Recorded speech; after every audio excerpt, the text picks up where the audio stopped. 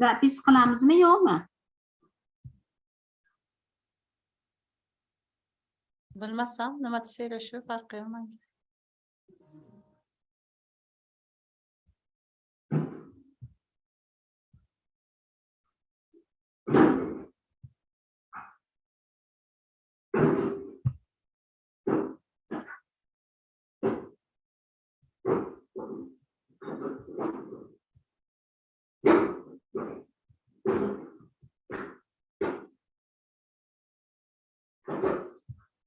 Mana bundan hamma ustalarning ovozi chiqib ketyapti.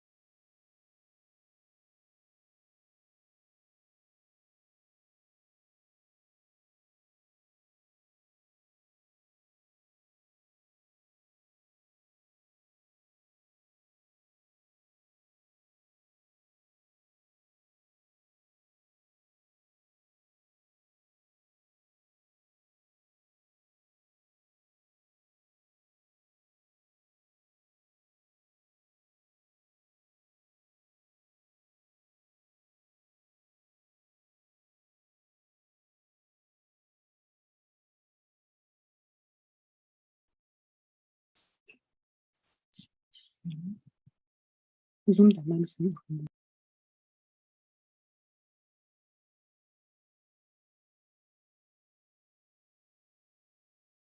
Soat 7'de başlayamiz, lekin manimcha yoqadi-da.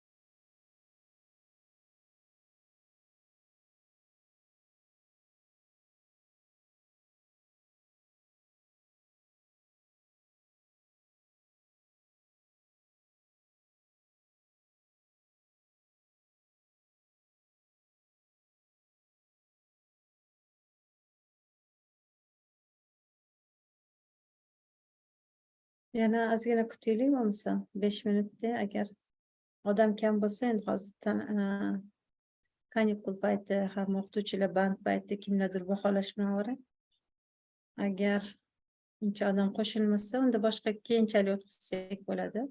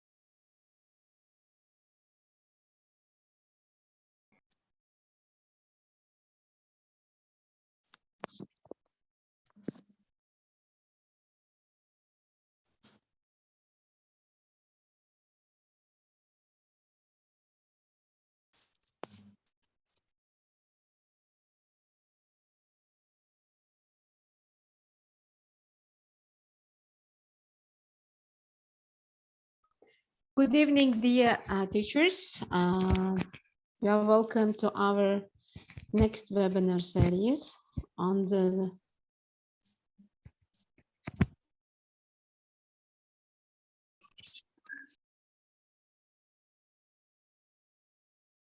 topic of inclusivity in English classroom and the experience of Uzbekistan.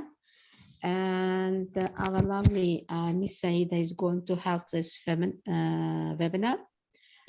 Good evening, everybody who are commenting us on our chat box and a YouTube live stream. We are really glad to see you, and we hope this webinar will be useful for all of us. So, Saidapa, are you ready to start?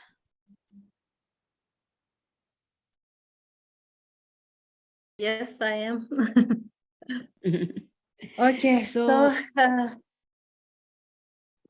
good afternoon, dear okay. colleagues. I was asked to make one webinar session for our staff for the Uz international community.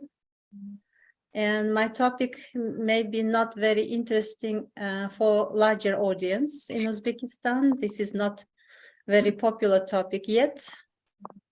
Though in the world people speak a lot about inclusive education today. Somehow maybe most of the things, examples which I will give today will be a little bit, will confuse you a little bit, or will be given in some mixture. But this is because in Uzbekistan context, we understand inclusive education a little bit differently. That's why. So diversity is a fact, equity is a choice, and inclusion is an action. So this is key words. So inclusion is an action. And how much we can achieve this inclusion in a classroom depends on teachers themselves, but not only from teachers. That is what I want to highlight today in my presentation. Okay, so and I will speak about one in the example of one training which we conducted in Tashkent. That was my own initiative, my own training with a small group of teachers, and I want to share my how to say opinion, maybe my findings, our outcomes from this training with the audience today. So, the key question today is, how do you think diverse is your classroom, and how do you address this diversity in your teaching? So the reason I'm asking this question will be clear a little bit later, because I started my training also with this question, but the answer which I got from teachers was a little bit, I can't say unexpected, because I expected something, some very similar answer to get in the Uzbekistan context, but I didn't think that teachers are so, how to say, far from the understanding how diversity can be their classroom. And this is a question which I want to hang on for you to reflect at the end of the webinar. So let's start with some yes/no questions, or agree/disagree questions, statements, sorry. The first one is, inclusive classroom means learner works on his own special curriculum. So there is a especially how to say, designed curriculum or adapted curriculum for this student, for student with special needs, and she or he studies according to this curriculum. Yes or no?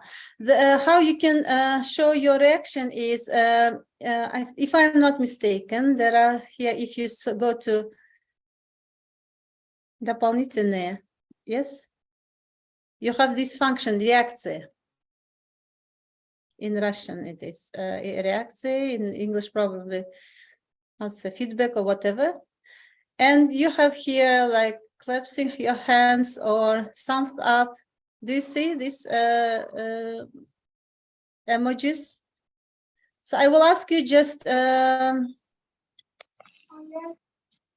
click on thumbs up if you think this is yes.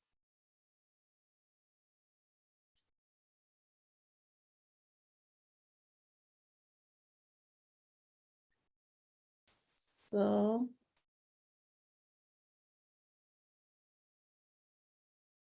it's a little bit difficult for me, Yakut, to let's say to monitor this. So thumbs up, yes or no? You can answer if you want. You may also present in a chat box as well. Yes. So, Mr. Babur, I think you need to little bit kind of work on your, I don't know, speakers, because you said that it's a kind of low voice. Muhammad Sharipova said no. No, okay. And others be active. And let me Yes, check okay. what is presented in I only YouTube. had about 8 weeks YouTube of training also. for it. And I hadn't been running much in the last several years. And I knew I didn't have time to put in all kinds of distance. And I knew it would just wear out my legs. And I remembered talking to a competitor team's coach who had been an athlete under my high school coach earlier, who was like the dynasty old man of the city. And anyways, he said he ran marathons, and I asked him, did he run a lot of distance for it? And he said, no, he ran 6 miles, but fast and thick. So that's all I did when I ran a marathon. But I ran my miles at about 6 minutes a mile. So I. Okay. So Okay, Clara thank you. Yeah, Nazmedinova said yes. Zebosha Muradinova also said no. okay. So actually the real, not the real answer, I would say reality as it should be is no, because if we speak about inclusive education, that means an opportunity to participate for all children equally, not equally maybe, but to give an opportunity for all children to study according to the same curriculum, to have access to the same curriculum and to study together. So this is about inclusive education, but I understand if some of the participants chose answer no, because in Uzbekistan, that is what teachers are required to do. They have to adapt their curriculum according to this 1 or 2 children in the classroom, according to their needs. And somehow this inclusive education becomes exclusive education, or we have another concept here, segregation. So we have a separating situation, a situation when we are separating these children within even the classroom. So they study according to certain different curriculums. They study according different maybe requirements and standards and so on. So next statement is child spends the majority of the day in a special education classroom or special classes, and only sometimes for some classes she or he participates in general classroom. Yes or no?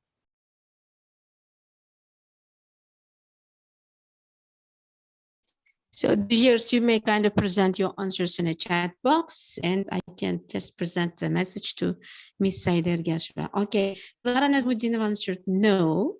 Zebosha Muradimova answered no. Others, please be active.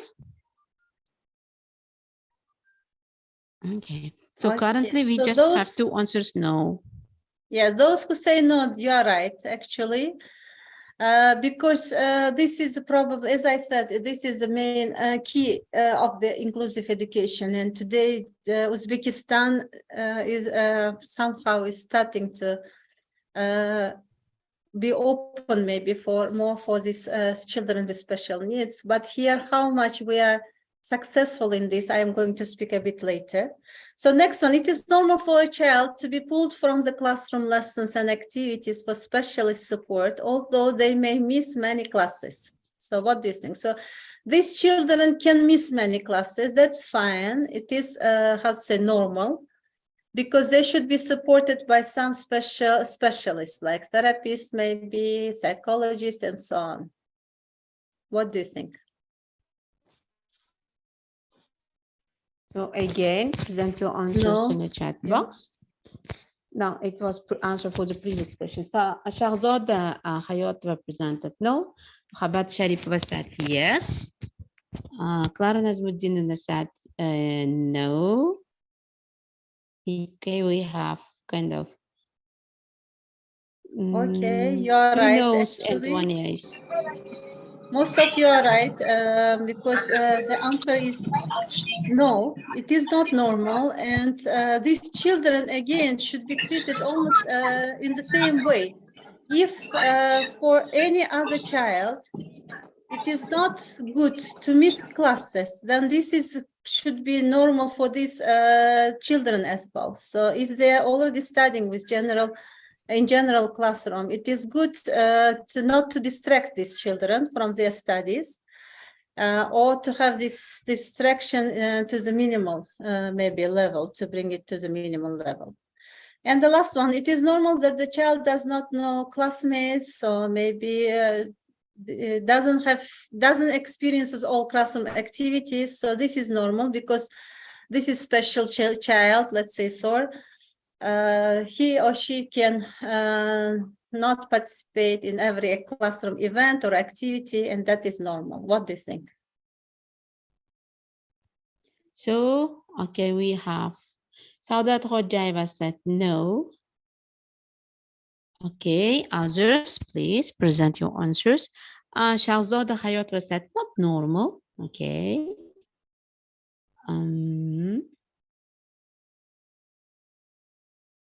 Others, be active. Okay. And Maftuna Kerima said no. Yes. So I agree with you that this is not normal, even though this is very common case. This is not normal for a child not to know her or his classmates, not to participate in every maybe classroom activity. This is not normal. And here we're speaking about inclusive education. And there are several reasons why I decided to start with these statements and to understand where you are. So what is your beliefs at this point? So let's start with a key document. We have very important document signed first by the president in 2020, and then another resolution signed by the Cabinet of Ministries. And in these documents, this is already achievement. It is big achievement. That's finally we started thinking about inclusive education more broadly. So president began to pay more attention on this, because it used to be that in Uzbekistan, children were taught in very special schools, no matter what is the level of their learning disability is. So, but at the same time, there are certain things in this document which, again, somehow creates this kind of classroom when students, instead of teachers, including, how to say, bringing together these children, they have to work with these students separately. So, for example, in the document it says, they should be organized as separate supporting correctional classes. You see?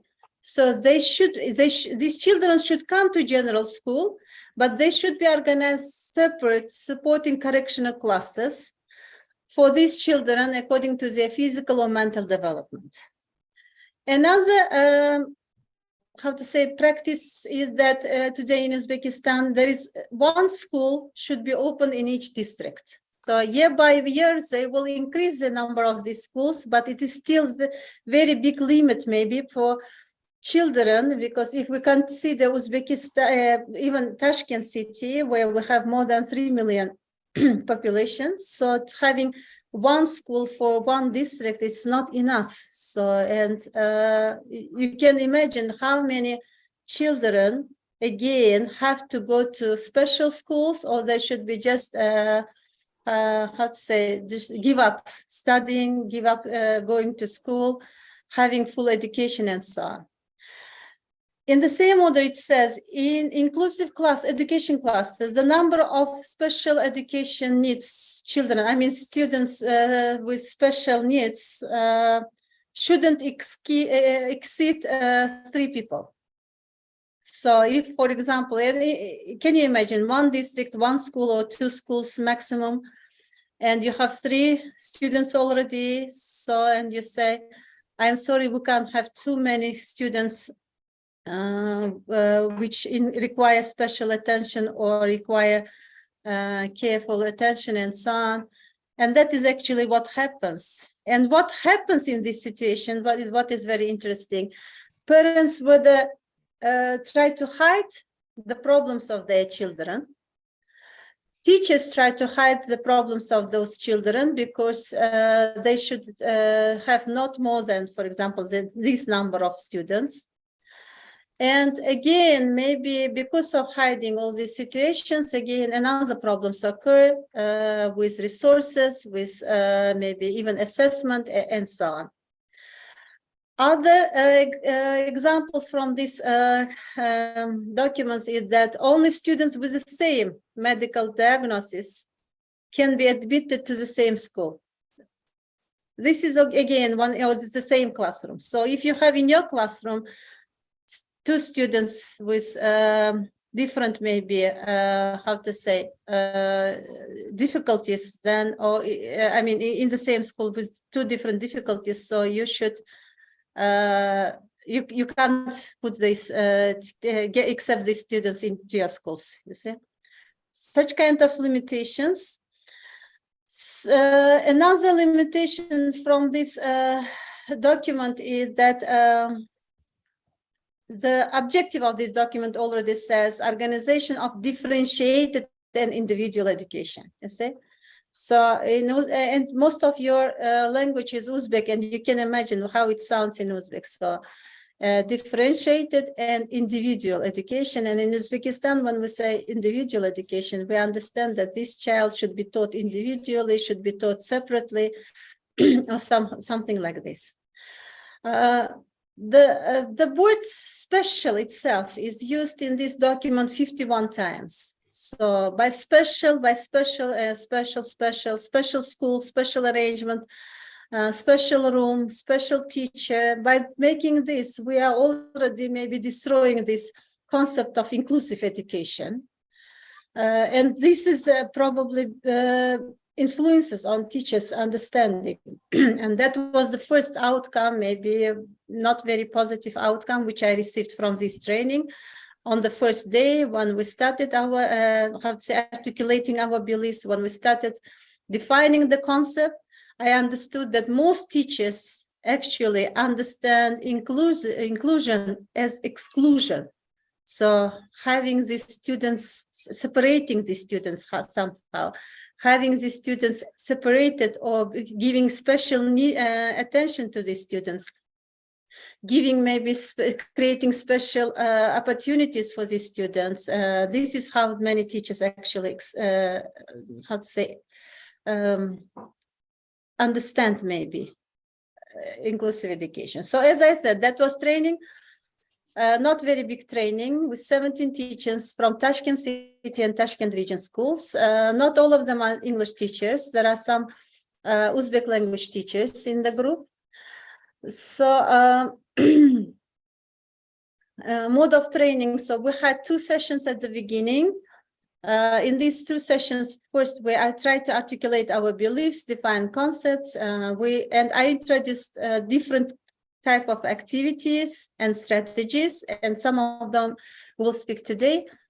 And then these teachers had some, I don't know, can you see these lines? So they had some 1 month teaching when they tried to apply some of these activities, some of these strategies, and they came back for reflective meeting. So we had whole day reflective meeting when these teachers shared with their maybe experience, what they did in the classroom. They came with the answer how diversity their classroom is. And they also came with some, artifacts like pictures or students' work and so on. So the assumptions in the first training, when we had the first training, the assumptions were that many teachers in Uzbekistan think that students from certain groups are not intellectual, they are not they are irresponsible, they are not satisfied with, usually they are not incapable and so on. Most teachers think that students from certain backgrounds, like from maybe rural areas, from maybe villages, or those students who speak a dialect, they are poor at correct spelling or at writing. Another assumptions which we listed in that training is that students with physical disabilities are slower than learners in comparison with other learners. So if they have physical difficulties, then they usually are not very strong learners. And that was good that one of our teacher on the same day could destroy this assumption, because she showed one of her students, and this is home teaching, so she had to go to her home to teach, because so physically the student can't do this. I can't come classroom regularly, and she said that this girl is one of her best student. So she is the best student in the classroom. Another assumption is that students who talk much during discussions and conversations are usually very smart students. Yeah. So after this many maybe difficulties, when let me show this, when 4 out of these 14 teachers said that they teach OD class, yes, ordinary classes, they don't have inclusive classes, I decided to pay more attention what they understand by inclusive classroom. Yeah, because it was important for me to understand what these teachers understand by inclusive education, and what they mean when they speak about inclusive classroom.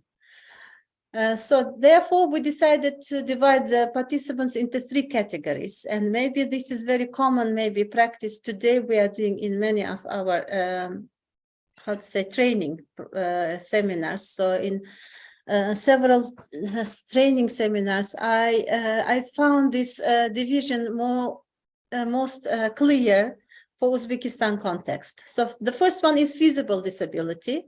These are children with physical or mental disabilities or difficulties, and you can easily, identify this kind of children. For example, this child is on a wheelchair, maybe, or he or she can't is a blind, and so on. So you can see this, and you can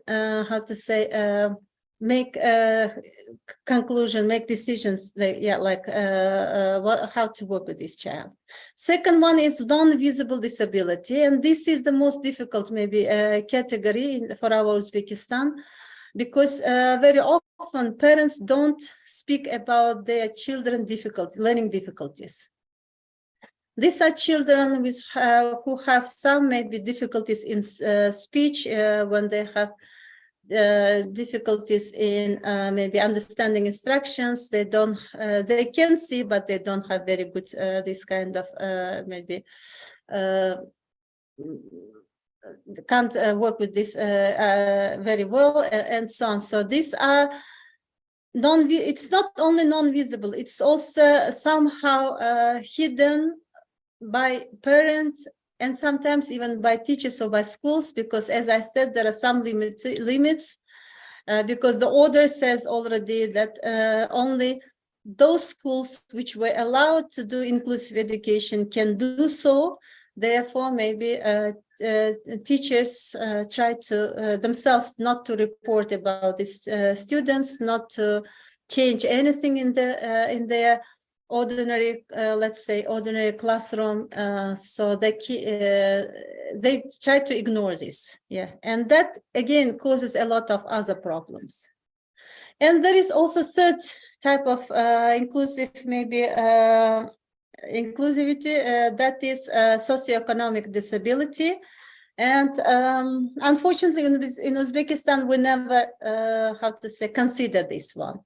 Though we have a lot of examples here, because for us, we think our classrooms are very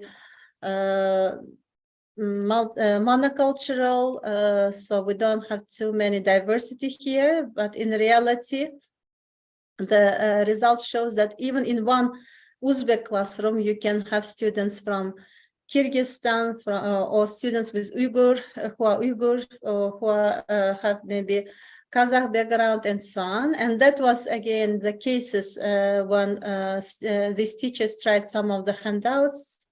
They came back and they said, I didn't expect that my classroom is so diverse. Yeah. So in the first training, I asked these teachers to define the word inclusion and diversity. Only after second attempts, we could create this kind of cloud. Can you look at this cloud and maybe add some of words which you want to see in this cloud? Maybe what do you think these participants maybe missed or didn't add to this, to what we created?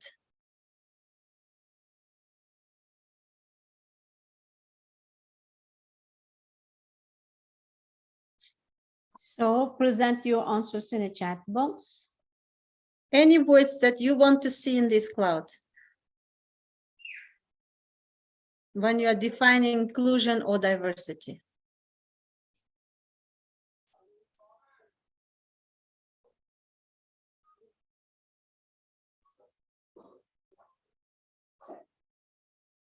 Okay, intervention was presented by Maftuna Karima. Learning support, Maftuna Karim also presented this word. And others, please be active.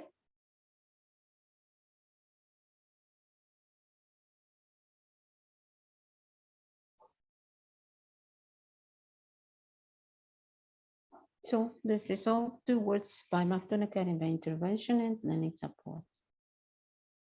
Okay, so as I said, after second attempt only, we this group could create this kind of cloud when keywords, some of the keywords which they gave as keywords for inclusion and diversity were collaboration, listening ear. By listening ear, they wanted to say listening very carefully, so every student. Group work as how to say, as a part of collaboration. And I was happy that they used the word equity in Uzbek. Of course, this was sound differently. I mean, several synonym words, but I put it as equity. So خالصانة مناسبات برخلي لي همگه برخلده اعتبار بیرش و هكذا. So after in the first phase of the training, I presented these teachers several activities, and I said, even if you think your classroom is not inclusive, yes, if you think your classroom is very ordinary and you have very similar students with no differences, who share the same background, the same culture, maybe the same beliefs and so on. Even in this case, can you look at these activities and try some of these activities, and after 1 month come back and let me know how it worked, so how these activities worked. So after 1 month, these teachers really came with very good how to say, positive maybe moods. They came with a lot of, as I said, examples from their classroom. And I'm just going to share some of this feedback from teachers during the reflective meeting. But at the same time, when I will share with this feedback, I will introduce these activities at the same time. So one of the activities which the teachers tried is they asked their students to create a visual map of their socialization. So it was a social map of the classroom. And students had to put their everything, like their background, maybe their first language, maybe their neighborhood, for example, their favorite holidays and so on. And by creating this social map, the students could see how diversity is classroom. So how many, how many contributions actually each student can bring to any kind of discussion, yes? So another activity was that and teacher Mandura tried, liked this activity, and she wanted to try this activity that was asking to students to create a poster about their mahalla, including some aspects of identity. So, for example, what people live in their mahalla, yes, in their neighborhood, close neighborhoods. So what different cultures they have in neighborhoods. What different maybe students with different maybe background, beliefs, and so on they have in their mahalla. And this was also very important because some teachers even, or some students even didn't know that in their mahalla they have children who do not go to school even because of some special learning difficulties. So they either go to special school or they don't go to any kind of education, I mean, except some very general classes. So another activity which teachers tried after this, the first phase of training is that so they had a discussion about women's rights before, because it was before the constitution. And this teacher said that she was really surprised to find out that her students, 15-year-old students, don't know anything about their rights, actually. So, and that was a very useful activity which she tried. One of the maybe interesting activity which one of the teachers tried, maybe which had really very good positive maybe outcome, was when the teacher decided to continue organizing small group works for home assignments. So she asked students to continue working in small groups. And as you see what she wrote, I will tell the truth, I translated her text.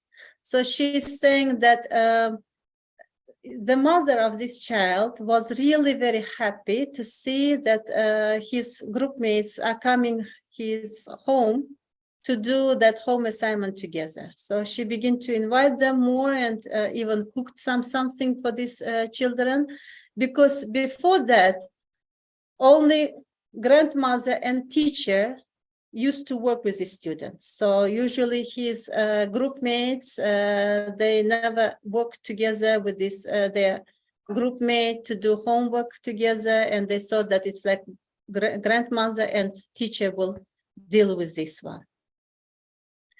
Another activity which we tried in this training, I mean, within this training, was that teachers wrote letter to their grandparents on Eid al-Fitr, and they wrote their wish. So what was important here, each student had to write at least 3 words, but they were allowed to, instead of words, to write, for example, different images, or they were allowed to take this wish from text, English text from the internet. But somehow this activity allowed every student to complete the task. So it was not very challenging task to ask students to write very difficult, maybe text or to create sentences, when some students benefit and others may not maybe benefit very much. So very simple, creative task, and where every student, even the student who can't write too much, can't bring perform very good in English can at least write 3 words here. Yeah. So one more activity, which I found also very, I really was happy that teachers tried out, that is my social networking. So with 11th grade students, teacher asks the students to fill this kind of special templates about their social media networking. So who are those friends in their social media? So he really was very, very happy to do so, because he could learn more about his students. But what is interesting, that his students also could learn more about their friends from social media. And if you see, when we say ordinary classroom, every student is the same in Uzbek classroom, that is very common thing, and so on. This kind of activity helps students to understand that even in their classroom, there are students who, for example, went to Uyghur weddings. So they are with Uyghur background, culture background, yes, or students who speak the same second language or first language, and so on. That was very useful activity. So as you see, this grandmother always sits together and helps grandson to do the assignments. But she really was happy to see how some of the students in small groups begin to do small group project, and they went home to this child and they did this home assignment together. Yeah. So some other activities which teachers liked, and I put them without maybe examples. So students were asked to bring a picture of their family event or special holiday and tell about it. So here there was more opportunity for students from different cultural backgrounds, or even from different regions of Uzbekistan, to speak about their how they spent different holidays or wedding parties, for example. One more activity is when students talk about their favorite photo from their phone gallery. So again, every student probably will like to speak about one photo, why this photo is important, who are in this photo, and so on. Teachers also liked one of the activities, so they said that it can be used from the September. They can try this in their classrooms. They will create a calendar of different holidays, but this time they won't include only common Uzbek holidays, but instead they will include all holidays that students in this classroom share. For example, if in their classroom have students, Russian students, Korean students, and other students, they will put all their holidays in this calendar in order not to forget about every child, maybe a holiday in the classroom. And some other activities. So we spoke about those activities, and some of those, most of these activities which I shared today were trialed by teachers during 1 month. And here we had 2 objectives. One was that in order to try different activities and give all students participate, to give this participation opportunity for all students, weak students, strong students, students whose first language is not Uzbek, for example, and so on. So to give all students this kind of opportunity. And the second objective was that it was important for these teachers, first of all, and also their students, to understand that every classroom is unique. And every child is unique. And in every classroom, we can find students with different, their own, beliefs, their own backgrounds. And we can't say that in Uzbekistan, we all have usually very ordinary classroom with the same students who are all Uzbeks in our understanding. They are all from the same part of Uzbekistan. They should share the same dialect, for example. They should share the same beliefs. So in order to destroy this kind of assumptions, this kind of beliefs, myths maybe, we decided that we will try this kind of maybe diversity activities and help students to understand how diverse their classroom is, their maybe networking is. Some of the strategies which we spoke in the classroom were, for example, we agreed that we should teach such kind of activities when students can become more aware of their neighborhood, their classrooms, their classmates, in order to help these children from early age to understand this kind of things from early stage. Another things which we discussed in the classroom was that, for example, it is important to make sure that all students have equal access to participation and opportunities. So in order to do so, one way can be to do more activities like think, pair, share. So you give more time for each student to think first, to discuss in small groups their answers, maybe to give time for these students to write down their answers, maybe, or to formulate maybe their answers and so on, and only then to speak to the bigger group. So this kind of activities are very useful. Another thing is that it is important that you organize more small group work in order to help different students, students who are very slow, maybe, or students who are weaker, we think weaker, or students who has speech, maybe some difficulties. So we had this kind of student example.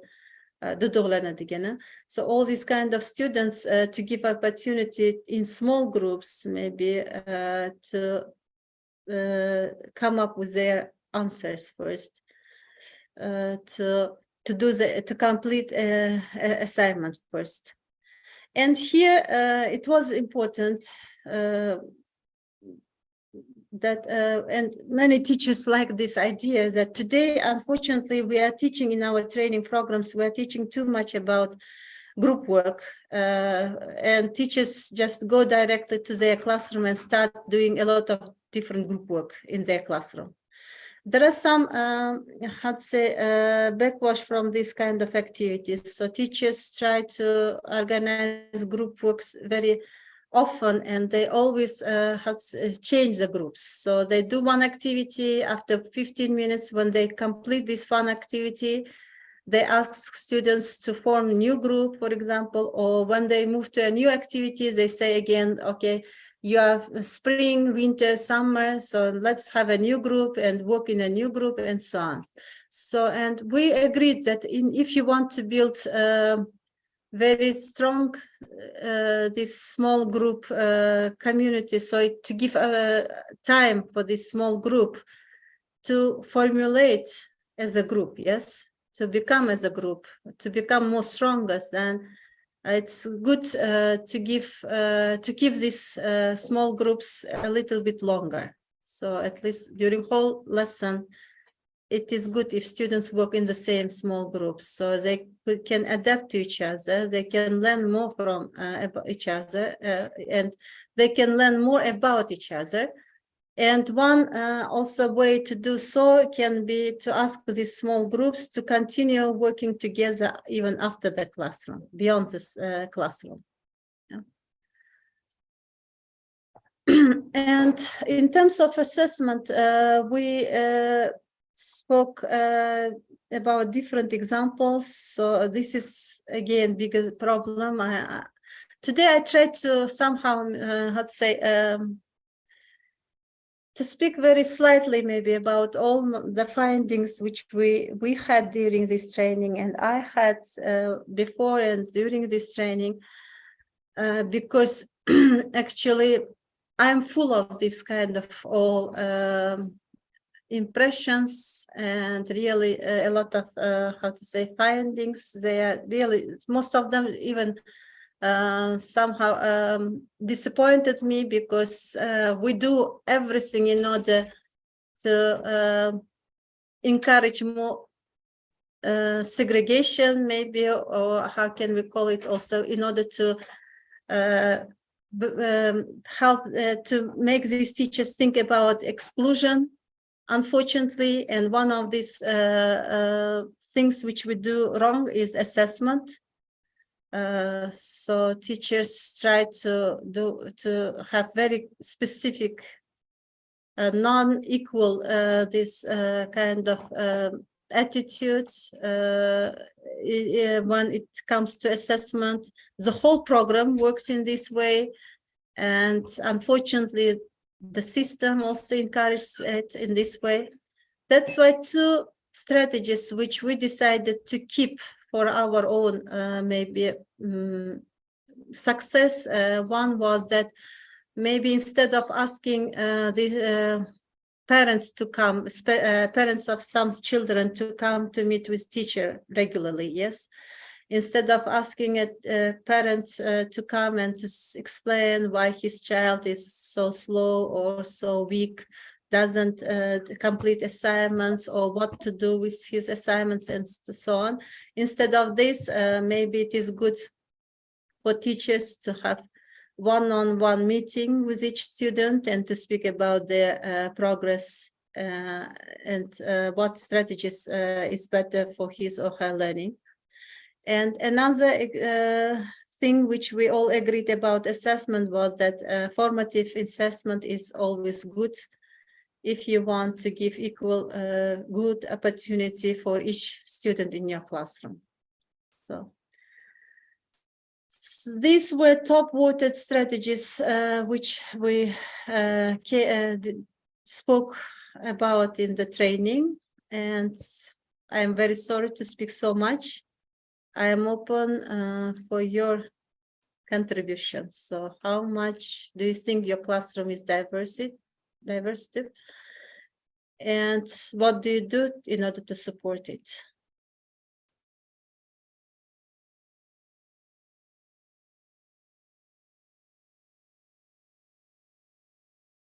So, dear teachers, please share your experiences.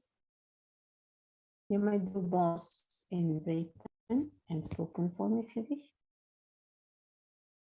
The topic itself is not very practical, as you understood. It's not about teaching vocabulary or teaching reading.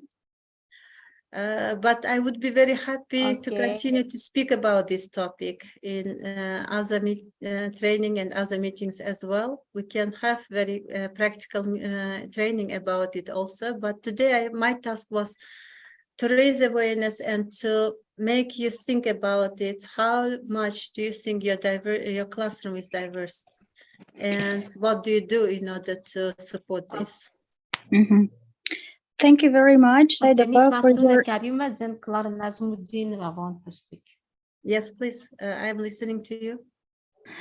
Thank you, Saida, very much for your informative presentation. It has been very helpful. Regarding your question, my class, usually I teach English as a second or foreign language in many groups, because our school is international school and I have to pull up students from every class who are EFL or ESL, like who need to learn English. And I have very small classes, like 7 or 8, and they're really diverse. They have diverse learning styles, and what I do to satisfy their needs, I have differentiated learning for them. I have different stations. For example, if I want to teach tenses or let's say particular topic, then I have one activity in different levels or different approach, using manipulatives, using worksheet, or the same thing using games. And they're going to walk over the stations and they are going to choose the activity they would like to do, but the motive of that activity would be to teach something in the end, which is the same for everyone. But as everyone learns differently, I have this differentiated learning. Yeah. It's good that you are aware of this, but what is what's the instruction medium in your classroom? In what language do you teach? Except English, I mean. Yeah, we only teach in we only talk in English because my students are from different countries like China, Okay, I Korea, see. and I cannot speak their language. So the only language of instruction is English. So we have to use this mother tongue approach, and we just talk in English. I see. Yeah, okay. Yeah. Any other example? Clara, I would like to speak. Yeah.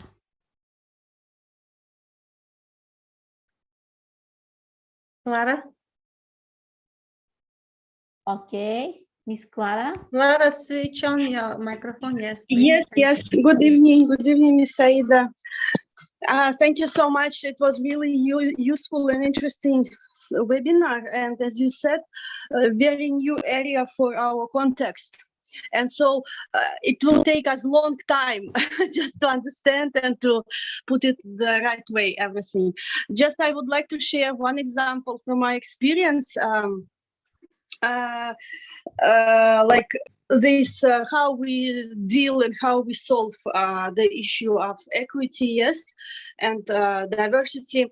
So when you remember when we had some events in Karakalpakstan just quite recently, and I had at that time I had a student from that region.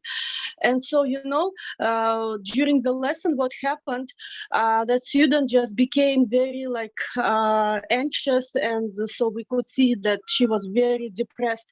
And she even, I remember she even started crying and then she left the room even. So at that time, it was very difficult for me. I didn't know even what to say. So that is also, I think, an example of inclusivity. Yes, how we include everyone, how we create that one common environment and atmosphere. So, and if we have so diverse students in our groups, and that was also the case, that student experienced had such feelings. So for me, it was very hard. For me, it was very hard, actually. I was not ready, you know. Our teachers are not ready. We need more training, like more skills, more ideas on how to solve these kind of issues, how to deal with in such kind of situation. So it was really hard, very like unusual situation for me.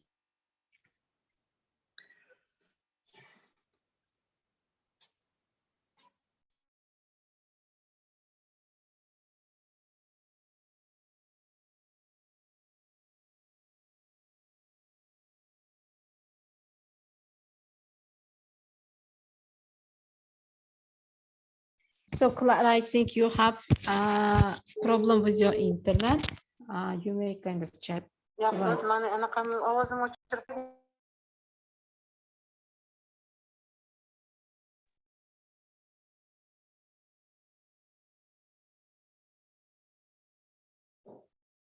Okay.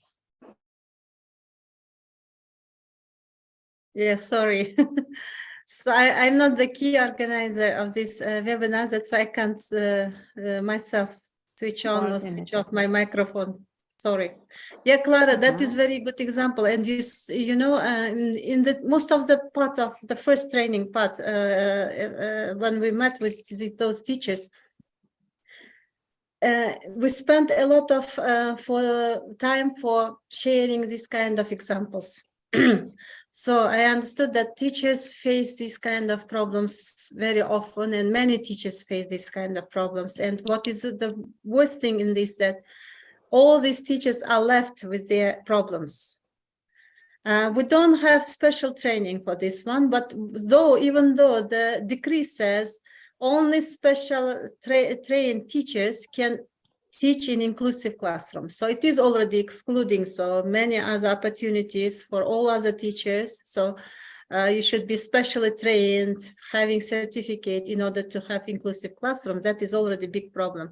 But another problem is that if it says that teachers should be specially trained, which is true, yes, I agree with this one, then we should offer such kind of trainings. And in these trainings, we shouldn't speak only about interesting activities. So especially English teachers are smart enough, they can find in the internet a lot of interesting activities. And most of those which I shared today, you can find also in the internet. So my choice today about these activities was that which activities teachers tried. I just wanted to share what they did and what they tried in their classroom.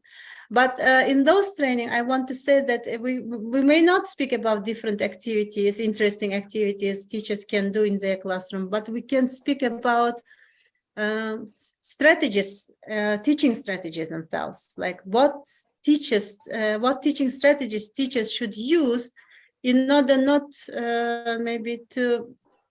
in order to prevent this kind of situations, as you described, and many other situations. So, which teachers come across, and I understood in that training also, and when I'm talking every day with teachers, what I understand is, first of all, teachers' understanding of inclusive education should be formed properly. So we should begin to create this community of teachers who understand that diversity and inclusion is not about same or different sex students. It's not only about this. It's quite about different things. It's about 10,000 students in Uzbekistan today who are not receiving education. And this is not my report, it is UNICEF report, by the way. So about 10,000 students are not receiving education today. It is the report that says that only 1% of students who need to who can have access to general education are excluded today from general education. You see, only 1%. So, and this report, of course, the first report about this, about 10,000 students is a report from 2021. And 1% of students who need general education, who can have access to general education, are excluded. This is report from 2016. Yes, maybe the situation changed, but I don't think we reached even 30% or 20 or 50% in this number. That's why it is still very big problem.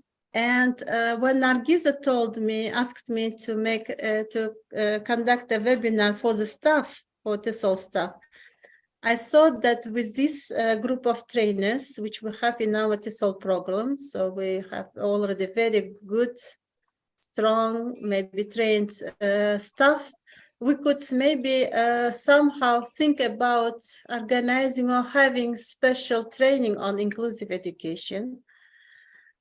Because we have very strong teachers in our staff who can speak about how to teach reading more interestingly, yes, how to teach vocabulary more communicatively and so on.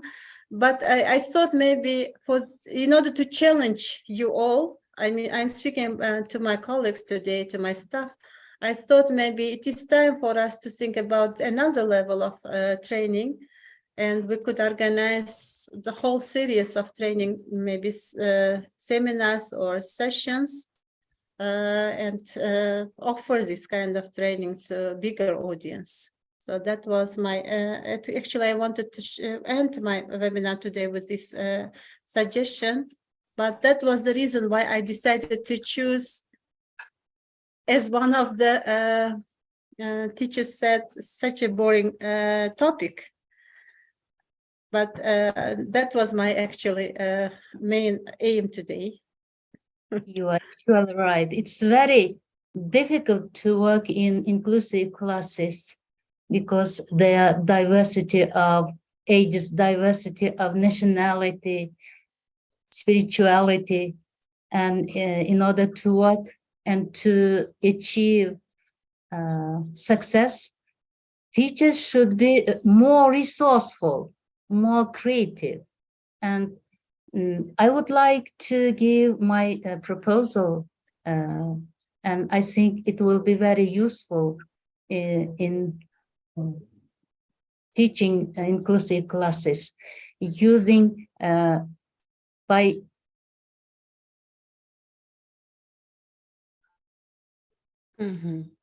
So Miss Begon disappeared. And Maftuna, would you like to say something? Because you showed that you're going to talk.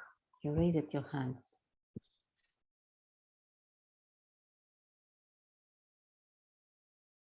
Maftuna. Maftuna Karimova. Okay. So Miss Saida Irgasheva. Yes, thank you very much, dear colleagues, dear staff. Yeah.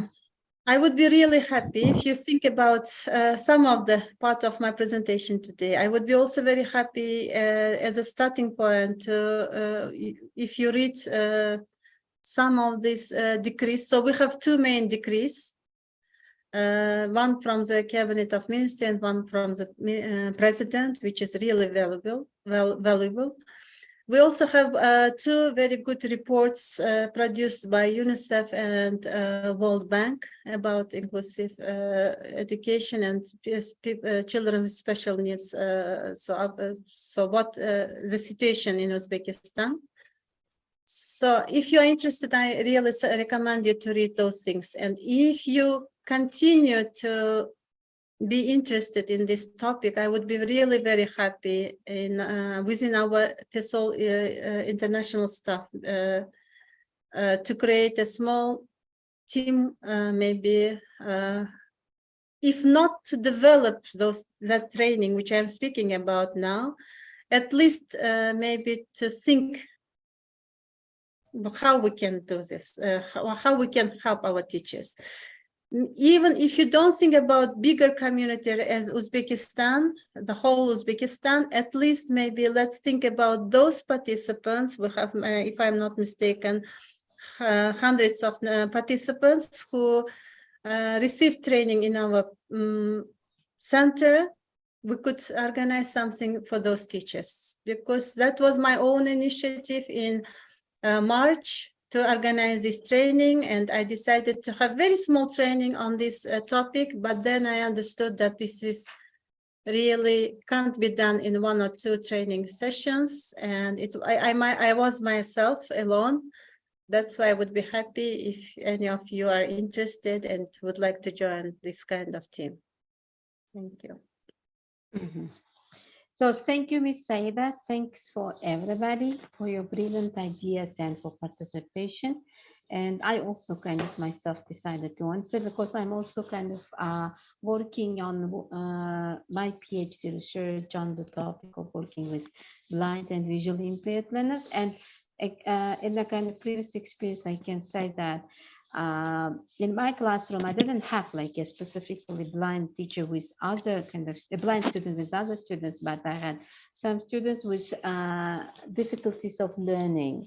So that means a little bit kind of difficult to catch up with equally with others. But at the same time, they wanted to have this equal style of learning. So they wanted to take education with ordinary students, not by being segregated. And the one method which worked effectively, having extra classes. Yes, it's time consuming and energy consuming for teachers, but it showed brilliant results with my students. I think we may stop here.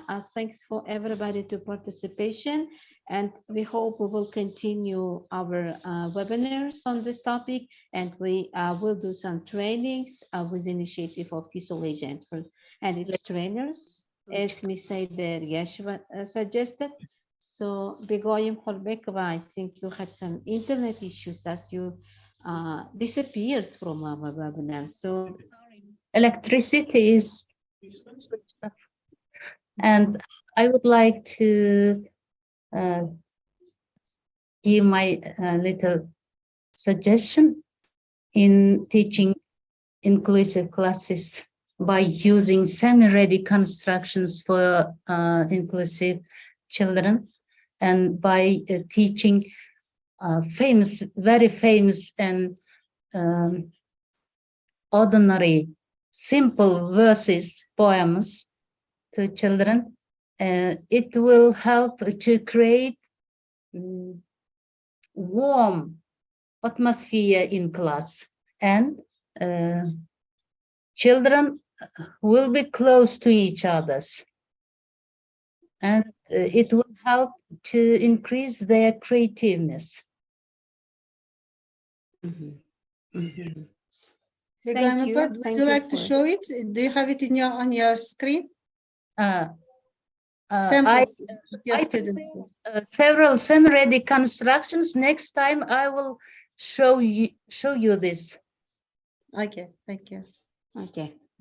So in Very this case, thank Thank you very much, Saida Khan. Very Thank you. important, very urgent task.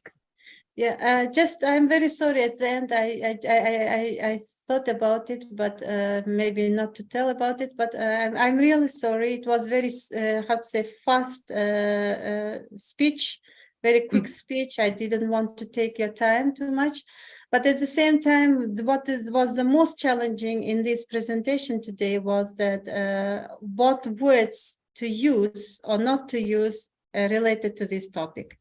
Because in Uzbekistan, I understood that when we speak about inclusive education, we should speak very carefully about the words which we are choosing for describing maybe situation, for describing challenges, for describing the students and so on.